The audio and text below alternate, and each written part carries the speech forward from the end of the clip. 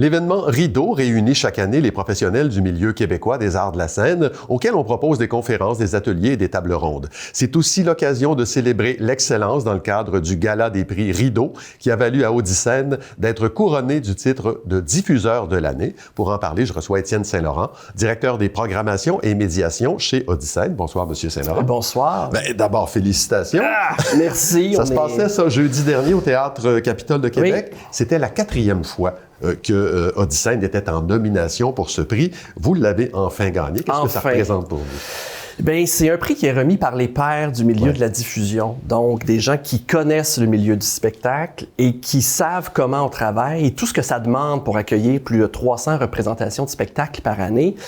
Donc, c'est vraiment très, très touchant de recevoir ce prix-là. Être un travailleur culturel, c'est souvent travailler dans l'ombre. On a des équipes techniques qui commencent très tôt le matin, qui terminent extrêmement tard le soir. Des équipes qui sont là aux opérations, qui s'occupent d'accueillir les artistes convenablement, d'accueillir le public convenablement, des gens en finance, des gens en ressources humaines. Bref, une grande équipe qui travaille dans l'ombre et qui, là, par les pairs, se fait souligner l'excellence de son travail.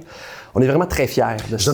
L'organisation de l'événement Rideau a énuméré une série de raisons là, pour lesquelles on vous a attribué ce prix-là. Il était question notamment d'un vent de renouveau qui a soufflé sur Audicène en 2023-2024. Qu'est-ce qui s'est passé exactement? Bien, ça s'est entre autres concrétisé avec une nouvelle identité visuelle que les gens peuvent voir maintenant, des nouvelles façons de faire, mais surtout plein de choses à l'interne qui ont été officialisées, statuées, des nouvelles politiques, une politique équité, diversité, inclusion pour faire une place plus grande aux artistes de la diversité, mais aussi aux travailleurs culturels de la diversité.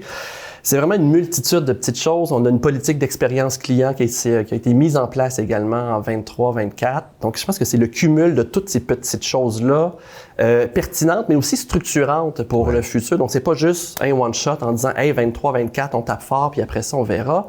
C'est vraiment des éléments structurants qui ont été mis en place. Et visiblement, c'est ça que le comité d'évaluation a retenu. Le monde des arts vit quand même une période de précarité financière. Comment est-ce qu'on fait dans un contexte pareil pour maintenir le niveau d'excellence? Bien, le milieu culturel, par définition, est résilient et solidaire. C'est pas un moment facile, puis on appréhende un peu ce qui s'en vient aussi, avec des situations internationales, politiques américaines, qui peuvent avoir une incidence jusqu'ici à Sainte-Thérèse sur la fréquentation des spectacles. On se dit, ben s'il y a une récession économique qui se présente, est-ce que les gens auront moins de sous pour venir voir des spectacles?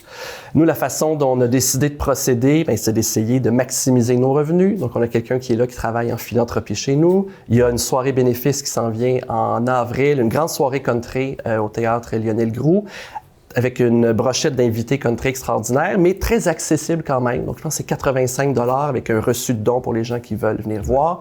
Donc, c'est en multipliant les actions comme ça où on est capable de maximiser les revenus. Puis, de l'autre côté, d'avoir une saine gestion des finances pour essayer d'épargner nos coûts le plus possible, même si c'est extrêmement difficile dans le contexte. Oui, et dans le mandat des diffuseurs, il y a toujours ce désir de faire découvrir des artistes ou même parfois des formes d'art qui ont une certaine singularité. On appelle ça de la prise de risque. Est-ce que c'est devenu plus difficile, ça, à cause de la précarité? Bien, c'est certain que quand on regarde froidement notre grille de programmation qui s'en vient pour les prochaines années, on se dit, bien, est-ce qu'on axe surtout nos représentations sur des spectacles qui vont bien fonctionner en billetterie ou à ceux qui vont trouver leur public, mais un public qui va être de 60, 80, 100 personnes? On essaie de viser l'équilibre, en fait. Donc, je pense que c'est le travail d'un diffuseur pluridisciplinaire, de présenter ce qui se fait, qui va mobiliser un grand nombre de spectateurs. On a le théâtre Lionel Groulx de 811 places pour ça, mais on a aussi le cabaret BMO au centre-ville de Sainte-Thérèse, 200 places assises environ. Je pense à une série qu'on a mis en place cette année qui s'appelle Apéro Perfo, des 5 à 7, des artistes dont le rayonnement n'est pas encore au plein potentiel. Bien, on invite les gens pour 25 $, une consommation, une collation. Moi, je fais petite entrevue avec les artistes sur scène. Pour moi, c'est une belle façon de rendre accessible le travail d'artistes qui sont vraiment à découvrir. Écoutez, en terminant, je souligne que Audicène, entre autres choses, propose chaque année 300 représentations qui sont vues par 122 500 spectateurs. C'est quand même impressionnant. On ajoute à ça 50 activités de médiation culturelle et des retombées directes de 9,2 millions de dollars. Bien, tout à fait. On a participé à une étude dans les dernières années mise en place par Cérézo, affilié au Cégep de Lanaudière à Terrebonne, qui a évalué que chaque personne qui venait voir un spectacle à Odyssée, mais c'était un peu plus de 70 $ qui étaient retournés dans l'économie locale. Et là, ça exclut le prix du billet. Donc, c'est restaurant, essence, achat dans les commerces autour. Donc, c'est vraiment un poumon pour la MRC. Qu'on se le tienne pour dit.